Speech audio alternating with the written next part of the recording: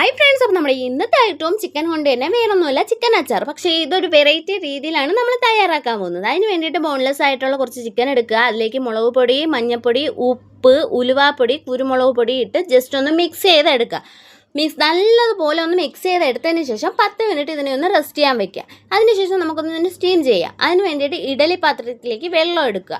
ആ നല്ല വെള്ളമായിരിക്കണം കേട്ടോ അടിയിലിരിക്കുന്നത്. അത് പറയാൻ കാരണമുണ്ട്, അത് ഞാൻ പിന്നെ പറയാം. അപ്പോൾ നമുക്ക് ചിക്കൻ അതിലേക്ക് സ്റ്റീം ചെയ്യാനായിട്ട് എല്ലാ ചിക്കനും ഒന്ന് ജസ്റ്റ് കുക്കാവാൻ വേണ്ടിയിട്ട് വെച്ച് കൊടുക്കുക. ഇത് ഏറിപ്പോയാൽ ഒരു 7 8 അല്ലെങ്കിൽ 10 മിനിറ്റ് മതി. ഈ ചിക്കൻ ഒന്ന് ഹാഫ് കുക്ക്ഡ് മതി കേട്ടോ. ഹാഫ് എന്ന് പറഞ്ഞാൽ പകുതി വെന്ത് നമുക്ക് കിട്ടുന്ന മതി. ഒരുപാട് നേരം ഇട്ട് അതിനെ കുക്ക് ചെയ്യേണ്ട ആവശ്യമില്ല. അതിന് വേണ്ടി അത് ചിക്കൻ ആ ഒരു കുക്കായതിനു ശേഷം അതിനെ ഒന്ന് മാറ്റി തണുക്കാൻ വെച്ചിട്ട് നമുക്ക് അതിന് വേണ്ടിയിട്ടുള്ള കറിവേപ്പിലയും ഇഞ്ചിയും വെളുത്തുള്ളിയും എല്ലാം ഒന്ന് വറുത്ത് കോരി എടുക്കുക.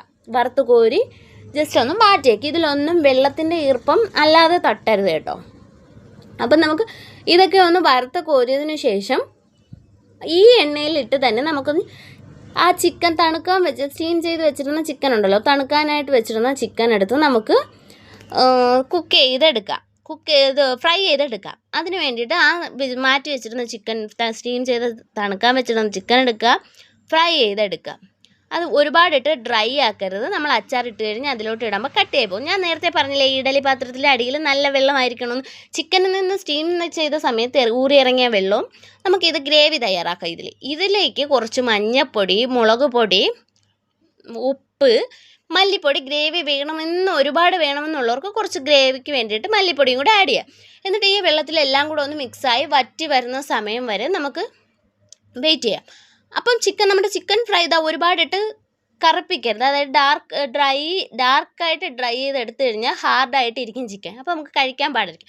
ഇതെല്ലാം വറുത്ത് കോരിയ ആ എണ്ണയിലേക്ക് നമുക്ക് നമ്മുടെ ഗ്രേവി ഇതിലോട്ട് വറ്റിച്ചെടുക്കുക. ആ എണ്ണയൊക്കെ ഒന്ന് പിടിച്ച് ജസ്റ്റ് ഒന്ന് വറ്റി വരുന്ന സമയത്ത് നമ്മുടെ വിനാഗിരി ഉണ്ടല്ലോ, അതും കൂടെ കുറച്ച്, ഞാൻ ഇതെല്ലാം കുറച്ച് ക്വാണ്ടിറ്റി എടുത്തിട്ടുള്ളൂ, അതുകൊണ്ട് കുറച്ച് വിനാഗിരി എടുത്തിട്ടുള്ളൂ. 2-3 ദിവസത്തേക്ക് ഈ അച്ചാർ യൂസ് ചെയ്യുന്നൊരു വിനാഗിരി ഒഴിക്കേണ്ട ആവശ്യമില്ല. ജസ്റ്റ് ഒന്ന് ഇതെല്ലാം കൂടെ ഒന്ന് മിക്സ് ചെയ്തെടുത്ത് ഇത് സ്റ്റൗ ഓഫ് ചെയ്തതിന് ശേഷം ഇതെല്ലാം ഒന്ന് മിക്സ് ചെയ്തെടുക്കുക. നമ്മുടെ വറുത്ത് കോരി എല്ലാ ഐറ്റവും അത് ഇട്ടിട്ടുണ്ട്. അതിലേക്ക് കുറച്ച് കായപ്പൊടിയും കൂടി ഇട്ട് മിക്സ് ചെയ്തെടുത്ത് കഴിഞ്ഞാൽ നമ്മുടെ ചിക്കൻ അച്ചാർ റെഡി ആയിട്ടുണ്ട്. അപ്പം നമുക്ക് ഇതിനോട് ചോറിനോട് മാത്രമല്ല കേട്ടോ ഇതൊന്ന് കോമ്പിനേഷൻ ചെയ്യാൻ പറ്റുന്നത്.